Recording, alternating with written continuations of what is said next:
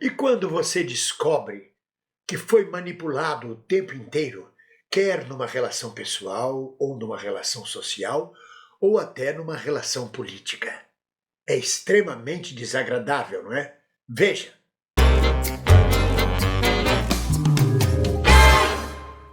nenhum de nós escapa de ser manipulado.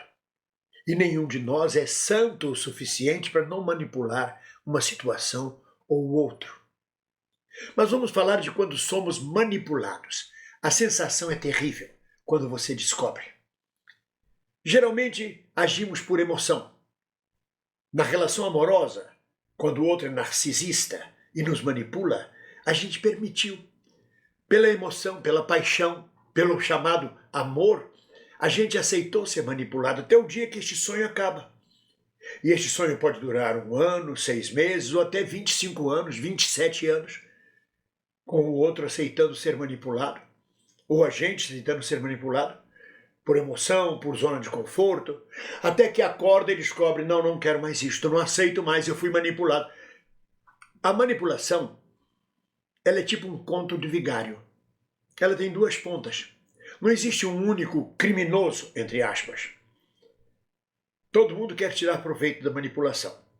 Na relação amorosa, por exemplo, o apaixonado se permite ser manipulado porque terá ganhos com o reconhecimento pelo outro do seu amor. Então sempre tem o otário, que na verdade quer ser esperto, e o esperto, que na verdade é um otário. Vamos avançar um pouco mais nessa história. É sempre movido pela emoção que a gente se deixa enredar na manipulação. Na área política, por exemplo, tomamos posições de defesa intransigente de um grande herói da pátria, de um mito, olha aí o mito, de um herói trabalhador. Criamos uma idealização porque nos convém à nossa zona de conforto, nos adequa ao nosso pensamento e nos deixamos manipular por essa situação emocional. Por causa dessa emoção, nós nos enredamos na manipulação. As massas, por agirem emocionalmente, são facilmente manipuláveis. Haja à vista Getúlio Vargas como manipulou a classe trabalhadora durante a sua ditadura. E continuou manipulando quando foi reeleito. Haja à vista Carlos Lacerda, o agitador, o corvo do Guanabara, completamente oposto a Getúlio Vargas, o que ele manipulava a massa de direita contra Getúlio Vargas. Eram dois manipuladores de primeira linha, Getúlio Vargas e Carlos Lacerda. E entre esses dois a massa brasileira navegava, ora apoiando Getúlio, ora apoiando Carlos Lacerda. Nós vimos isto exatamente entre Bolsonaro e Lula. Não estou dizendo que Lula seja um manipulador, mas é claríssimo que a extrema-direita manipula brilhantemente, fortemente a massa, grande segmento da massa brasileira. Com um discurso que parece antissistema, um discurso revolucionário, este lobo que é a extrema-direita vai captando adeptos. Chegaram a colocar 500 mil de pessoas na Avenida Paulista numa manifestação de camisas da seleção, verde e amarelas, as pessoas embrulhadas na bandeira brasileira como se fosse pano de chão ou pano de prato. Qualquer estrangeiro que visse de fora diria: é uma grande manifestação democrática. Eles lutam pela democracia e pela liberdade no Brasil contra a ditadura dos comunistas. Pura manipulação. O fato de ter massa na rua não quer dizer que a democracia está completa.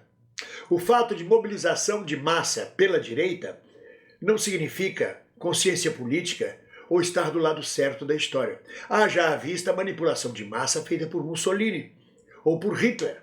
Hitler conseguiu a adesão imediata e total de mais de 90% do povo alemão, manipulando com promessas vãs, com histórias para carochinha, com histórias para boi dormir, e que a massa foi manipulada. A mesma coisa Mussolini. A mesma coisa, em menor escala, Bolsonaro fez com a massa brasileira, falando em nome da família, contra a diversidade de gênero, contra a transexualidade, defendendo banheiros distintos, que as crianças vão ser pervertidas com banheiros únicos. Tudo isso que cai como uma luva para um eleitorado conservador, para quem quer uma zona de conforto, que as coisas estejam no seu lugar. E manipula. Eu me lembro que durante a ditadura em 1968, criou o Conselho Superior de Censura, que reunia vários intelectuais. Por volta de 1980, nós ainda tínhamos esse Conselho Superior de Censura. E nele havia um camarada que era da área teatral, que passava para nós que ele era o grande defensor das liberdades, da liberdade de expressão contra a censura, dentro do Conselho Superior de Censura. E a gente apoiava ele e ia direitinho para esta boca de lobo. Até que um dia, a chefe da Polícia Federal, lá da Bahia, que era uma mulher democrática, que não coadunava com a ditadura militar, foi pessoalmente na minha casa e dizer: olha, não confie em fulano, porque ele é lobo em pele de ovelha. Vocês pensam que ele é legal? Ele faz isso para fora. Dentro do conselho, dentro do governo, ele entrega a vocês todos. Você só pode confiar no fulano de tal. E disse o nome: Pompeu de Souza. Você só pode confiar em Pompeu de Souza, que mais tarde foi eleito senador.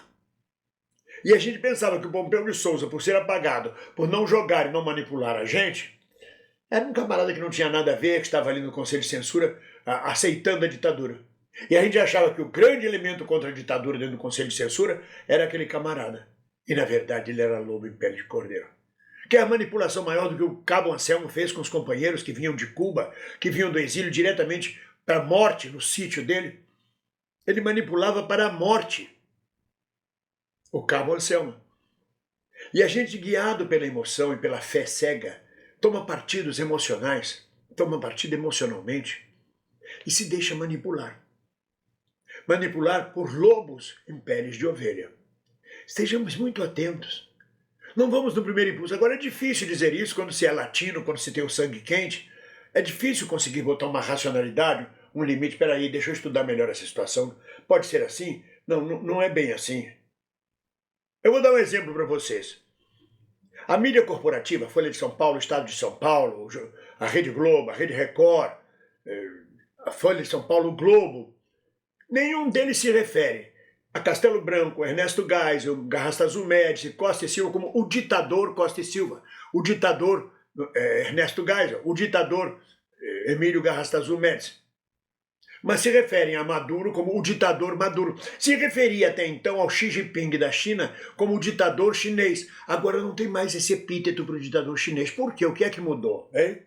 O que é que mudou? A orientação do grande pai do norte, dos Estados Unidos, a orientação da Faria Lima, a orientação dos interesses comerciais. O que é que muda? Por que é que esses ditadores brasileiros, presidentes, generais, não são citados pela mídia corporativa como ditadores? Como o presidente Costa e Silva, o presidente Médici, eram ditadores. Sempre foram. E a gente se esquece disso porque a mídia passa o pano e manipula a informação. O ditador do momento é o Maduro. Não é o Xi Jinping. Não é o Fidel Castro. Não é o Canés, lá de Cuba. Não, o ditador é o Maduro. O ditador é o Ortega, da Nicarágua.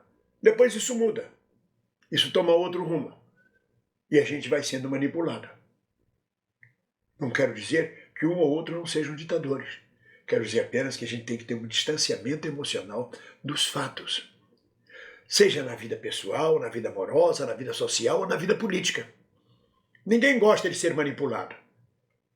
E quando a gente aceita, culpa o manipulador, mas não percebe que a gente aceitou uma zona de conforto porque nos era agradável e nós tínhamos ganhos com aquela manipulação. Até o momento que não nos serve mais, e aí o culpado é o outro. É o tal conto do vigário que eu me referi no início. Seja lá como for, vivamos com alegria. A emoção. A alegria é uma emoção. É uma das formas de emoção. A gente se emociona, tanto quando chora, como quando ri. E continuemos na luta, sempre. Muito atentos, para não sermos manipulados por lobos em peles de ovelha. Ninguém solta a mão de ninguém. Um abraço.